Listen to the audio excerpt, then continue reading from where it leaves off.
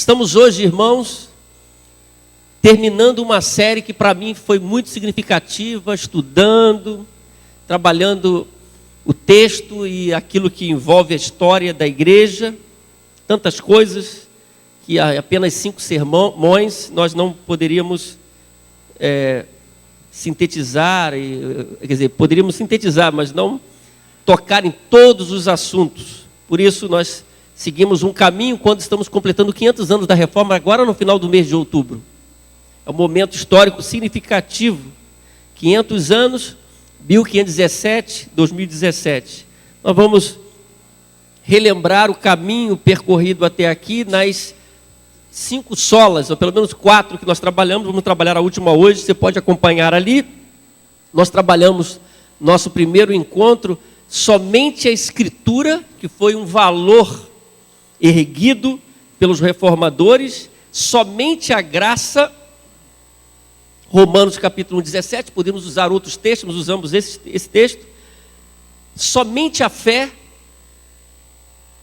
em Efésios capítulo 2, somente Cristo. Nós trabalhamos o texto de Paulo, a primeira carta de Paulo aos Coríntios, capítulo 3, e hoje, somente a Deus a glória.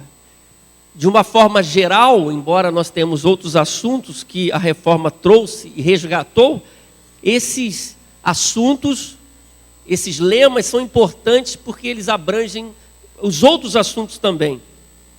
E nós precisamos relembrar hoje de muitas coisas que foram relembradas há 500 anos, que estão esquecidas hoje. Por isso que os reformadores sempre falavam que uma vez que a igreja sofreu uma reforma, ela deve sofrer sempre reformas. E hoje, depois de 500 anos, de um momento significativo histórico, nós precisamos pensar de novo sobre os caminhos da igreja. E Deus nunca desampara os seus. Deus sempre tem um remanescente fiel. E Deus está edificando a sua igreja, apesar dos erros de 2000 anos da igreja, alguns erros. Mas há uma palavra, e contra a palavra de Deus não há como dizer algo contrário quando Jesus disse que edificaria a sua igreja. Por causa disso a sua igreja está sendo edificada. Eu fiz um resumo, se você não entendeu bem ainda, do processo da igreja até hoje, em 7 frases. A primeira frase é que a gente chama de constituição da igreja. Alguns estudiosos veem a igreja no Antigo Testamento de alguma maneira, mas ela é constituída no Novo Testamento. Jesus estabelece a igreja. A igreja nasce num contexto difícil de Império Romano, de opressão, e ela surge dentro de uma cultura judaica. É um momento propício que Deus escolheu para revelar o Cristo ungido. Jesus então chama os seus discípulos, Jesus estabelece a sua igreja e a igreja prossegue. Segundo, a gente vê que Jesus morre e ressuscita, e ele deixa a incumbência à igreja, o grande mandamento, a grande comissão, e há o desenvolvimento da igreja. O desenvolvimento da igreja você pode ver em Atos, em termos bíblicos, o único livro histórico, mas você pode olhar o desenvolvimento da igreja na história. Depois disso, depois do ano 100, que a gente termina o último livro de Apocalipse, por volta de 95 depois de Cristo. Terceira, dando continuidade a essa evolução histórica da igreja, você tem a perseguição da igreja. A igreja é perseguida porque ela está dentro de um contexto de opressão, onde ela não tem liberdade. Ela não tem liberdade. De certa forma, ser um judeu tinha alguma liberdade, mas ser um cristão não. Por isso que algumas vezes Paulo, já desenvolvendo a sua viagem, a sua viagem missionária, a sua missão, ele toma isso como um direito dele, porque isso possibilitaria ele seguir e se livrar de algum embaraço, porque ser um cristão não havia autorização, mas ser um judeu dentro dos trâmites poderia ser, mas não ser um cristão. Então a igreja que desenvolve, ela sofre grande perseguição. E no final do 1º século você fica muito forte e segue essa perseguição. E depois, num 4º momento da história já no quarto século, a igreja recebe autorização para funcionar. Então essa igreja que sofreu a beça, gente que foi jogada aos leões, morreram queimados e seguiram infidelidade, agora elas têm, no chamado Edito de Milão, autorização, agora tem alvará, pode funcionar e ela tem certa proteção do Estado, por assim dizer. E o que parecia uma coisa muito boa para aquela igreja que tinha sofrido tanto, meus irmãos, parece que não foi uma coisa boa deixar de sofrer perseguição. E aí, no segundo momento, você tem o declínio espiritual da igreja. É nesse momento, abrindo 300 e pouco, que a igreja começa num declínio espiritual e ela começa a agregar coisas que não são bíblicas, a guardar ou a proibir outras coisas, e ela se mantém numa linha de poder muito grande, que fez muito mal a ela, e depois você tem um questionamento dos desvios da igreja, o questionamento do procedimento da igreja, porque Deus sempre mantém a sua voz. Nós não podemos nos enganar. Deus sempre levanta pessoas para falar a sua palavra, para que voltemos à palavra. E Deus levanta os pré-reformadores que questionam muitas coisas que a igreja estava fazendo. E isso vai acontecendo. Esses pré-reformadores, depois foram chamados, eles sofreram, alguns morreram, como John Huss morreu queimado, outros sofreram outras coisas, até que, no último momento, não dá mais para segurar esse movimento contrário àquela igreja estabelecida, e surge a reforma protestante, em 1517, que é o início dela, e que tem desdobramentos em toda a Europa, começa na Alemanha, em toda a Europa.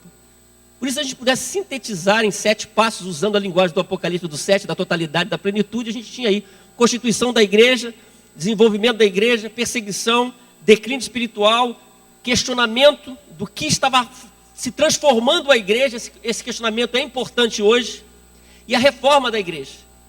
E aí a gente fecha esse momento.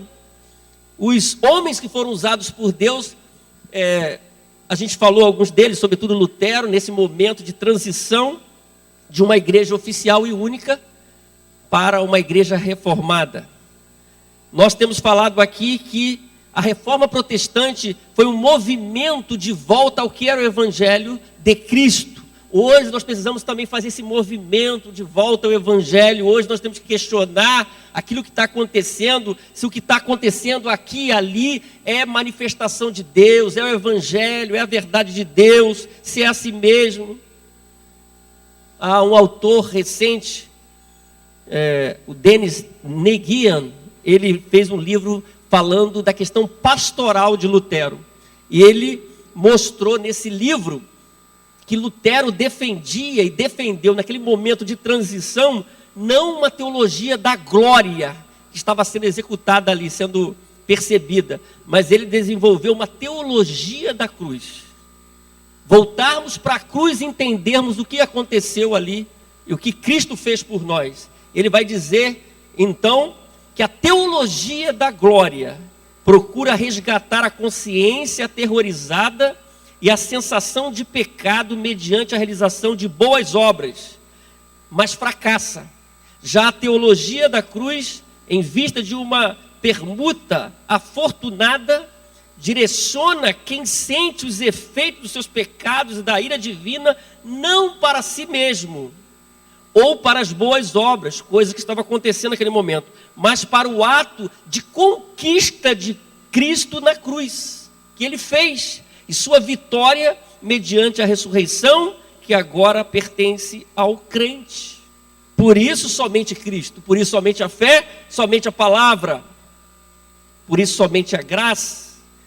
Ele vai dizer também que por causa do que Cristo fez na cruz, todo pecador é um torturador de Cristo. Por causa do pecador, Cristo foi à cruz.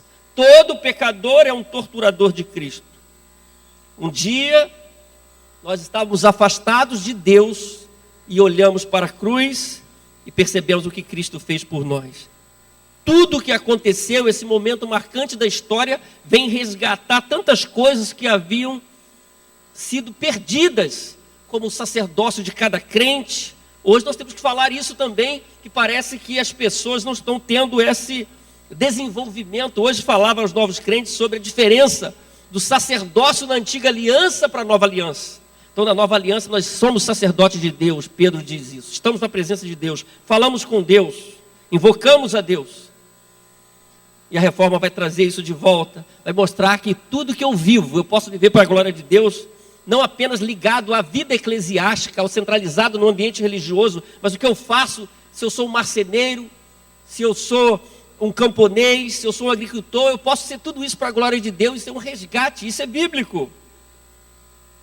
E nessa última ênfase, somente a Deus a glória, a expressão latim é só lhe deu glória, somente a Deus a glória. Vamos repetir a expressão de cima? Somente a Deus a glória. Só as vozes femininas. Os homens? Por que esse assunto é relevante? Por que esse assunto é importante para a gente pensar hoje? Eu insisti e trabalhei nesse sentido de que a gente pensasse na história, mas que a gente pensasse no aqui e agora, que esse assunto tem a ver. Por isso todos os lemas da reforma têm a ver com a gente hoje, muitas vezes os descaminhos da igreja. Por que esse assunto é importante? Somente a Deus a glória. Primeiro, meus irmãos, eu tenho 3 respostas. Primeiro, porque nós vivemos um tempo de crise no entendimento do que é a adoração. Nós vivemos um tempo de crise no entendimento do que é a adoração e revela um problema, é a falta de conteúdo. Falta de conteúdo. Nós vivemos num mundo e numa sociedade da aparência e da imagem, da performance, muitas vezes sem o entendimento. Nós que servimos a Deus, nós precisamos entender o que é adoração. E quando falta a palavra de Deus, falta o conteúdo e falta o discernimento, porque o discernimento vem pela palavra de Deus, no solo escritura, somente a palavra. E quando falta a palavra de Deus, a nossa música é muito para nós.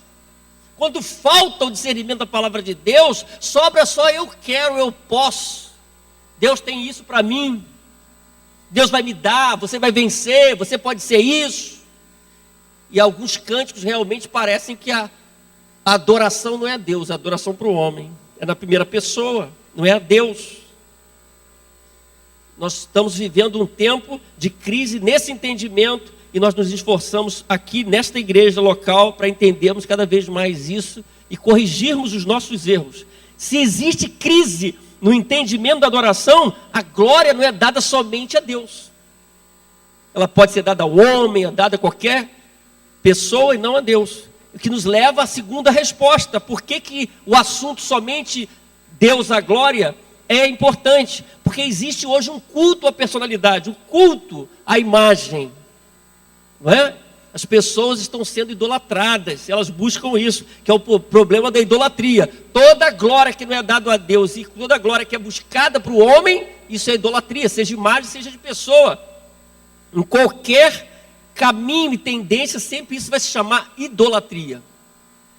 E há várias formas da idolatria ser manifesta. Nós temos exemplos na política, onde as pessoas são idolatradas, nos governos, na cultura, nos cantores, nos shows. E na igreja, pasme também. Às vezes, a glória que era para ser dada a Deus é dada para uma pessoa, para um homem, para um cantor, para um iluminado, para um apóstolo, para um pastor, para um arcanjo. Eu não sei, porque nós vivemos hoje, as redes sociais mostram isso, um culto à imagem. O Estevão Fernandes, que esteve conosco aqui, se você não ouviu, você perdeu, ele escreveu um livro que é da tese do doutorado dele, trabalhando essa questão, o livro O Espetáculo do Sagrado, Religião Midiática. Ele diz o seguinte: hoje já é lugar comum nos templos brasileiros expressões tais como show gospel, show missa, artista de Cristo, parada gospel, aeróbica de Jesus, show da fé. São expressões que são estranhas à adoração a Deus. E são expressões muitas vezes ligadas ao homem, às pessoas. Então ele diz, a força da linguagem já não é tão relevante quanto a força da imagem. Por isso que nós temos que resgatar sempre o conteúdo. Às vezes é bonito, mas e o conteúdo? O que sobra disso? Há muito movimento, e depois do movimento, o que sobra? O que alimenta você? Isso é importante para nós. Se o culto é a personalidade, o homem já está no centro, e a glória não é dada somente a Deus. Porque o homem está no centro. Isso nos leva à terceira resposta. Por que esse assunto é importante? Porque Deus não tem sido, meus irmãos, experimentado de forma real e profunda o problema da religiosidade sem vida. Porque as pessoas estão no ambiente da fé, ou que falam de Deus em alguma direção, mas elas não estão experimentando da palavra, elas não estão experimentando do evangelho, não há experiência real profunda com Deus.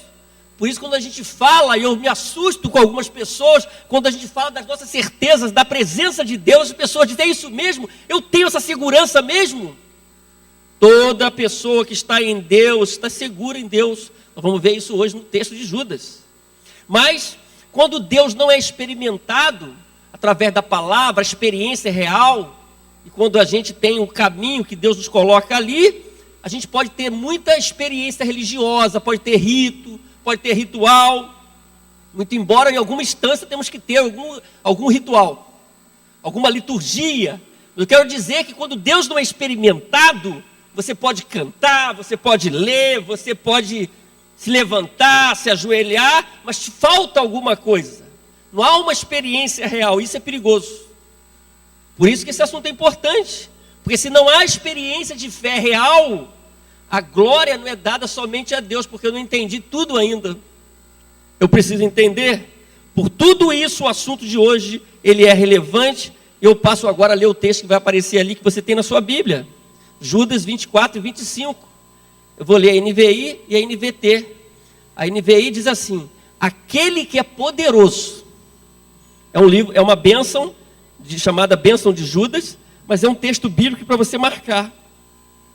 Aquele que é poderoso para impedi-los de cair e para apresentá-los diante da sua glória sem mácula e com grande alegria. Ao único Deus, nosso Salvador, sejam glória, majestade, poder, autoridade, mediante Jesus Cristo, nosso Senhor, antes de todos os tempos. Não sei se dá para a gente entender isso. Antes de tudo, antes de todos os tempos, agora e para todo sempre. Amém. Amém? Agora leiam ali a outra versão. Eu quero que vocês leiam numa só voz. Vamos lá? Toda...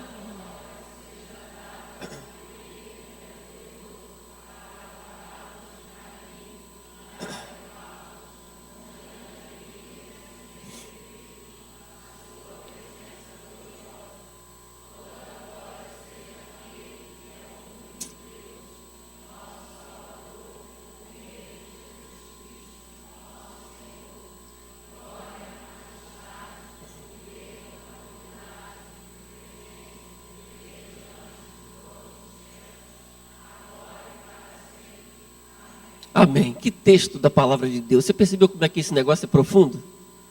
Como é que é bonito? Como é que Deus é grandioso? É muito interessante. Meus irmãos, estamos num texto pequeno. A carta de Judas, 25 versículos. É isso? 25 versículos. É uma carta pequena.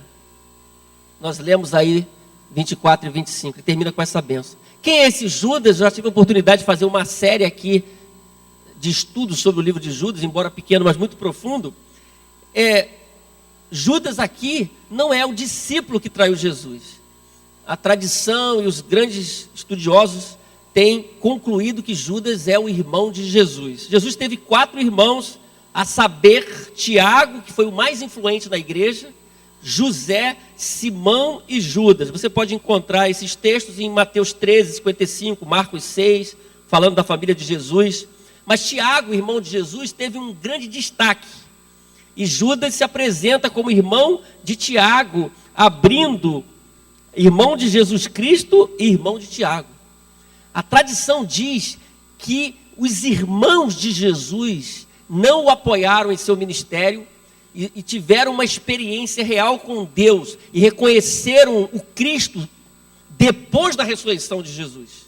Portanto, Tiago, se você ler o livro de Atos, capítulo 12, você vai ver a influência que Tiago, irmão de Jesus, por exemplo, teve.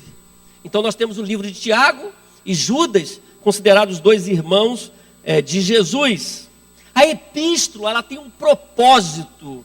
Esse conteúdo tinha um propósito pela fidelidade a Deus e a palavra de Deus, contra uma visão equivocada que tinha nascido naquela época. Grande parte do Novo Testamento foi combater o que foi chamado depois de um grupo chamado gnóstico. Eram falsos mestres que estavam colocando na igreja um ensino que não era um ensino apostólico bíblico, e a carta vem para exortar aqueles irmãos à fidelidade a Deus e à vontade de Deus, e serve como esse instrumento poderoso de exortação para a igreja, para esse grupo de pessoas.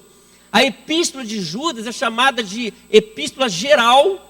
A gente tem na Bíblia as cartas de Paulo, que são a igrejas, lugares: Corinto, Éfeso, Roma, Filipos, Tessalônica.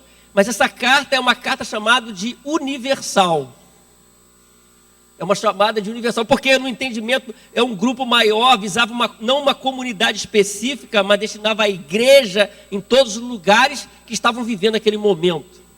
Porque a expressão tanto universal como católica são usadas nesse momento de forma correta. Teve uma perda do sentido desses dois termos hoje, que é a ideia de uma igreja aberta para todos e tudo. Então a carta de Judas é uma carta não a um grupo específico, mas um grupo maior de cristãos que pudessem ouvir aquela palavra. Por que então, a partir desse texto, toda a glória tem que ser dada a Deus? Nós podíamos usar, e vamos mencionar outros versículos, mas queremos trabalhar a partir do verso 24, que afirma o seguinte. Você vai acompanhar comigo. Aquele que é poderoso para impedi-los de cair. Então, olhe só, e para apresentá-los diante de sua glória sem mácula e com grande alegria.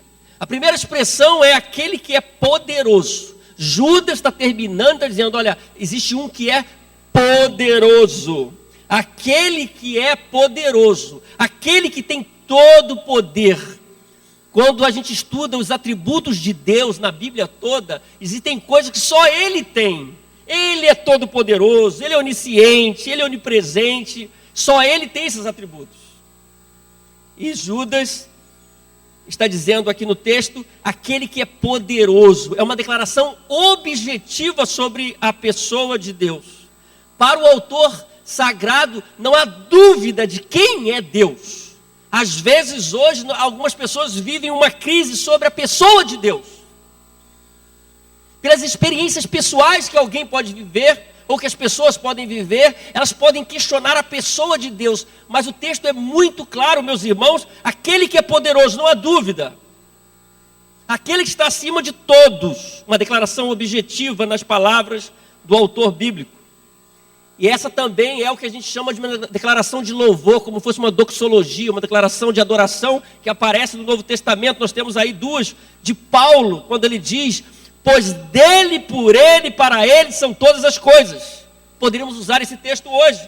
A ele seja a glória para sempre. Amém. Romanos 16. Sim, ao único Deus sábio seja dada a glória para todos sempre por meio de Jesus Cristo. Amém. Por isso Judas começa dessa bênção dizendo, aquele que é poderoso não pode ter dúvida, não poderia ter dúvidas na cabeça dos seus ouvintes de quem era Deus. Havia uma ameaça, havia um ensino errado. Quem é Deus para você? Quando nós olhamos esse louvor com tanta gente ali cantando, adorando a Deus, mexe com a gente. Um dia, como eu disse, seremos um povo só adorando a Deus. Não me pergunte para mim qual língua que será, eu não sei dizer. Mas estaremos na presença de Deus. Às vezes as pessoas estão na presença de Deus, elas não percebem a grandiosidade de Deus. É mais um culto, é mais um louvor, é mais uma leitura. Nós temos que perceber a grandiosidade de Deus. E o autor está dizendo, aquele que é poderoso, não é qualquer um. Mesmo que eu não entenda tudo, há tantas coisas que eu não entendo, meus irmãos, mas uma coisa eu sei, que Ele é poderoso. Que Ele está governando. Por isso nós cantamos o hino de Lutero, que em vários momentos expressou e sintetizou as suas lutas quando ele escreveu Castelo Forte. O hino está aí, nós já cantamos. Castelo forte é nosso Deus, escudo e boa espada, com seu poder defende os seus, a sua igreja amada, com força e com furor nos prova os tentados, com artimanhas tais e astutas infernais que iguais não há na terra. A nossa força nada faz, estamos nós perdidos, mas nosso Deus socorro traz e somos protegidos. Ele diz, defende-nos Jesus. O que venceu na cruz? Senhor dos altos céus, que sendo o próprio Deus triunfa na batalha. Se nos quisessem devorar, olhe só a segurança, demônios não contados, não nos podiam assustar, nem somos derrotados. O grande acusador dos servos do Senhor já condenado está. Vencido cairá por uma só palavra. A última estrofe diz, sim, a palavra ficará, sabemos com certeza. Somente a palavra, pois ela nos ajudará com as armas de defesa. Se temos que perder família, bens, poder, embora a vida vá, por nós Jesus está e dar-nos-á seu reino. É a convicção de quem era Deus, a convicção de alguém que teve alguma experiência com Deus, além daquela vida religiosa, sacerdotal, que enxergou mais do que estava enxergando. Há muita gente que precisa enxergar mais do que está enxergando sobre a pessoa de Deus. Agora, meus irmãos, obviamente que existem desdobramentos na vida de quem experimenta Deus, o único Deus todo-poderoso. Eu destaquei 3 coisas importantes que acontecem com quem tem uma experiência com Deus. A primeira é que aquele que experimenta Deus de forma profunda vive com seriedade na presença de Deus. O Deus que a gente honra, que a gente adora, traz algum impacto na nossa vida e nos leva a uma conduta diferenciada. Viver com seriedade na presença de Deus. Nenhuma pessoa que teve uma experiência com Deus pode viver menos que isso. Uma vida séria na presença de Deus vai evidenciar essa experiência. Do contrário, nós podemos questionar a experiência com Deus Todo-Poderoso. Segundo, aquele que experimenta Deus de forma profunda, vive com sobriedade, tem controle na sua vida, tem uma vida mais moderada, uma vida mais equilibrada, conhece o Senhor, ele não se perde, ele está focado em Deus. Então Deus sempre traz equilíbrio para a gente, não desequilíbrio. Se há desequilíbrio, Deus não está governando. Terceiro, aquele que experimenta Deus de forma profunda, vive com segurança. Segurança que o texto está mostrando para a gente aqui. Se você é um cristão, você tem segurança. Segurança para viver aqui e segurança para viver na eternidade. Eu estou seguro, pela graça de Deus, somente a graça de Deus. Por isso nós temos aqui o que eu chamei de 3 condutas S do relacionamento com Deus. Primeira conduta, seriedade. Eu tenho compromisso com Deus. Eu conheço Deus, vivo na presença de Deus. Eu tenho equilíbrio, sobriedade. Eu estou vivendo com controle. Deus está trabalhando em minha vida. Eu não vivo naquela vida descontrolada mais. E terceiro, segurança para viver aqui, para manter a minha fé olhando para a eternidade. Segurança de ser um filho de Deus. Segurança de estar debaixo das promessas de Deus. É isso que acontece quando a gente tem essa visão do autor bíblico, que reconhece o poder de Deus e tem uma experiência com esse poder e com a pessoa de Deus. O verso 24 prossegue e diz assim: aquele que é poderoso para impedi-los de cair. E isso é um fato importante, que quebra muitas coisas que a gente pensa errado. Aquele que é poderoso para impedi-los de cair. Impedi-los de cair, nós temos aqui nesse verso uma ideia de proteção, de segurança do Deus que é ativo, que nos salva e nos sustenta. Aquele que é poderoso para impedi-los de cair. Há uma promessa aqui. Nós reconhecemos a grandeza dele, ele está atuando em nossa vida e tem essa ideia, porque havia naquele contexto as heresias sendo ventiladas sobre as incertezas da fé, ou sobre o caminho da fé equivocado, ou sobre o que será do amanhã na minha vida, sobre o que Deus quer da minha vida, sobre a minha vida no meu compromisso. O termo usado aqui significa tropeçar, bater com o pé e cair. Deus me protege, Ele que me mantém, Ele que me sustenta, Então Deus nos impede de cair, Deus nos guarda diante das ameaças. Deus está agindo do seu povo. Se você olhar a história, os problemas são tantos, mas a igreja está de pé. Há sempre um remanescente fiel, Deus está trabalhando, porque é Ele que está atuando. Se dependesse tudo da gente, por isso só a graça. Se dependesse só de mim e não fosse só pela graça, eu não me sustentaria um dia na presença de Deus. Se dependesse de você, você não permaneceria. Mas o Deus que a gente conheceu, Ele trabalha em nós, Ele é poderoso, Ele nos impede de cair.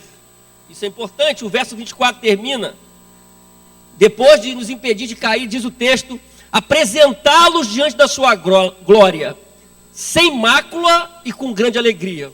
O texto ele é proposital. A Bíblia não é assim, como muita gente pensa. Por que o autor está dizendo apresentá-los diante da sua glória sem mácula e com grande alegria? Sem mácula e com grande alegria, porque os falsos mestres não valorizavam uma vida santa na presença de Deus. Eles diziam que você podia fazer qualquer coisa com o seu corpo, que aquilo não afetaria a sua vida espiritual, e eles foram os primeiros a trabalharem no liberalismo, não uma liberdade de Jesus, mas um certo liberalismo e uma certa imoralidade, e sem o compromisso de viver uma vida na presença de Deus. Sabendo disso, o autor diz, olha, Deus vai conservar vocês para apresentá-los diante da sua glória. O glória está difícil hoje. Sua glória, sem mácula e com grande alegria. Segurança daquilo que Deus está fazendo. É um contraponto daquela fala, que não era fala que representava o Evangelho, porque quando Deus entra na nossa vida, Ele modifica a nossa vida. Eu não posso ser mais o mesmo. E aqueles falsos mestres não falavam isso. Diziam que você podia viver de qualquer maneira, que não afetaria a ação divina lá no seu espírito. E dois termos se destacam aqui no final do 24. Sem mácula significa sem mancha, limpo e com grande alegria. Eu estou na presença de Deus, Deus está me levando. Então nós devemos glorificar a Deus por isso, porque é Ele que faz essa obra, é Ele que nos sustenta. Amém, irmãos? O verso 25 diz assim. Aí chegamos no nosso ponto. A nova versão transformadora diz: toda glória seja aquele que é o único Deus, nosso Salvador, por meio de Jesus Cristo, nosso Senhor. Glória, majestade, poder e autoridade lhe pertencem, desde antes de todos os tempos, agora e para sempre, amém. Verso 25. Então, primeira expressão do verso 25: toda glória seja aquele que é o único Deus. A glória tem que ser dada a Deus, não parte, mas toda a glória ao único Deus. Nós vivemos hoje em um mundo que as pessoas querem ter alguma experiência com Deus, mas não dar toda a glória a Deus. Eles dividem a glória de Deus. Isso é um perigo. Nós temos, meus irmãos, nos lábios de Jesus, duas declarações importantíssimas. A primeira foi na tentação, Mateus 4, você está vendo aí. Eu coloquei mais do que seria a declaração final, para você entender o contexto. Nós temos 3 palavras de Satanás e nós temos 3 palavras de Jesus. Nós temos aqui, a partir do verso 8, 9 e 10, diz: depois o diabo levou a um monte muito alto e mostrou-lhe todos os reinos do mundo e o seu esplendor. E lhe disse: tudo isso te darei, se te prostrares e me adorares. Que audácia! Jesus lhes disse: retire-se, Satanás, pois está escrito: adore o Senhor, o seu Deus, e só a Ele preste culto. Só a Ele preste culto.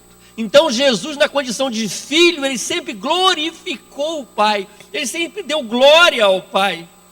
Nós estamos estudando nos pequenos grupos. Tive a oportunidade de fazer um estudo desse texto, Mateus, da oração do Pai Nosso, e ela finaliza também, e Jesus diz: porque teu é o reino, o poder e a glória para sempre, amém. Vamos repetir o verso 6,13 de Mateus ali? Porque teu é o reino, porque teu é o reino, o poder e a glória para sempre. Então Jesus tinha clara visão de quem era a glória. Somente Deus. Quando solicitado pelo adversário de nossas almas, que exigia naquele momento, solicitava uma adoração, Jesus responde: adore o Senhor, seu Deus, só Ele preste culto. Tantas pessoas estão sendo tentadas hoje também a isso, a se prostrarem a altares estranhos, ou a pessoas, até o próprio Satanás. Mas devemos lembrar as palavras de Jesus: adore o Senhor, o seu Deus, e só a Ele preste culto. Por isso somente a glória a Deus, somente a Ele a glória, porque o reino é dele, o poder dele, a glória é dele, nas palavras de Jesus, no Pai Nosso. Agora, para a gente entender isso, eu tenho que me render, tenho que me colocar diante de Deus. E a rendição diante do reconhecimento da glória de Deus abre novas possibilidades. Eu creio em meu coração que Lutero teve essa experiência de rendição, além do sistema religioso da sua época, de enxergar a palavra de Deus, de se render na presença de Deus, não viver um ritual, não viver um tradicionalismo religioso, como tanta gente vive hoje. Estão escravas à experiência com Deus, de contemplar a glória de Deus. O texto diz: nosso Salvador, por meio de Jesus Cristo, nosso Senhor.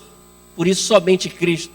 O verso 25 termina, meus irmãos, dizendo assim: olha só, glória, majestade, poder, autoridade lhe pertencem, desde antes de todos os tempos, agora e para todos sempre. Quando nós falamos de tempo, a gente consegue captar, porque nós vivemos no tempo. 9 horas, horário de verão. Estamos quase chegando a 21 horas. Domingo está passando, amanhã é segunda-feira. Mas o texto está dizendo uma coisa que às vezes é difícil de entender: a glória e a majestade lhe pertencem antes de todos os tempos, agora e para todos sempre. A glória é sempre de Deus, somente a Deus a glória, porque Ele é o Senhor do universo. Quando não tinha nada, Ele já era. Ele é e sempre foi. Ele é Deus. E na nossa cabeça a gente não consegue entender a grandeza de Deus. Nós precisamos nos dobrar diante dele. Então a glória não pertence aos homens. Os homens querem a glória e podem querer a glória. A glória não pertence aos anjos. Basta você ler Hebreus, você vai entender isso, o livro de Hebreus. Os anjos têm uma missão específica, mas eles não devem ser adorados. Quando João viu a glória do Apocalipse, se dobrou de um anjo, o anjo disse: faz isso comigo, não. Ele não aceitou aquela adoração, porque a glória não pertence aos anjos. A glória não pertence aos líderes espirituais. Não importa a condição e a posição de líderes espirituais, pessoas, mulheres, homens. A glória não pertence aos que já morreram. Deixaram um bom legado, fizeram coisas magníficas, mas a glória não pertence a eles. Isso foi resgatado na Reforma Protestante. A glória não pertence a um grupo denominacional. Não pertence. A glória não é dos batistas, dos presbiterianos, da Assembleia de Deus, congregacionais. É nenhuma placa denominacional. A glória é de Deus. Nós vivemos num grupo denominacional, mas não queremos a glória para nós. O dia que fizermos isso, estamos perdidos. A glória é de Deus. A glória pertence a Deus Todo-Poderoso, Criador dos céus e da terra. Diz o texto: a autoridade lhe pertence desde antes de todos os tempos. A autoridade lhe pertence desde todos os tempos. Isso é importante. Nós vivemos debaixo da autoridade divina. Nós devemos entender isso. Davi disse uma declaração magnífica no Antigo Testamento, segundo Samuel 7, diz: quão grande és tu, ó soberano Senhor, não há ninguém como tu, nem há outro Deus além de ti, conforme tudo o que sabemos. Olha que declaração de quem conhecia Deus. Quão grande és tu, ó soberano Senhor, não há ninguém como tu, não há ninguém como tu, não há outro Deus além de ti, conforme tudo o que sabemos. Paulo, escrevendo aos Efésios, ele diz: a ele seja a glória na igreja em Cristo Jesus, por todas as gerações, para todos sempre. Amém. Escrevendo a Timóteo, ele diz, primeira carta, capítulo 1, 17: ao Rei eterno, o Deus único, imortal, invisível, sejam honra e glória para todos sempre. Amém. Somente a Deus a glória. Um detalhe que o autor destaca no verso 25, detalhes importantes: glória, majestade, poder, autoridade lhe pertencem. Como que é isso? Lhe pertencem desde antes de todos os tempos, agora e para sempre. Tentar, e as pessoas fazem isso, roubar a glória que é de Deus é sempre idolatria. De alguma maneira é idolatria. Roubar a glória que é de Deus, tentar roubar, que não dá para... A palavra de Deus diz que Deus não divide a sua glória com ninguém. Isaías, nós já vimos aqui, texto não lido, mas apresentado. Por isso nós começamos no Salmo 115, 1. Não a nós, Senhor, nenhuma glória para nós, mas sim ao teu nome, por teu amor e por tua fidelidade. Lutero experimentou isso, porque no seu contexto, as autoridades eclesiásticas eram quase adoradas, decidiam, mandavam. E o texto diz, texto que ele estudou também, Lutero: não a nós, Senhor, nenhuma glória para nós, mas sim ao teu nome, por teu amor e por tua fidelidade. Vamos ler mais uma vez aquele texto naquela versão? Não a nós, Senhor, nenhuma glória para nós.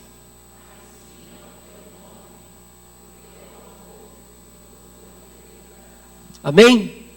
Que nós possamos viver, meus irmãos, lembrando dessas bases que fizeram parte da reforma protestante, que são bem-vindas hoje no questionamento da igreja. Sola Escritura, somente a Escritura; sola graça, somente a graça; sola fide, somente a fé; solos Cristo, somente Cristo; só lhe deu glória, somente a Deus a glória.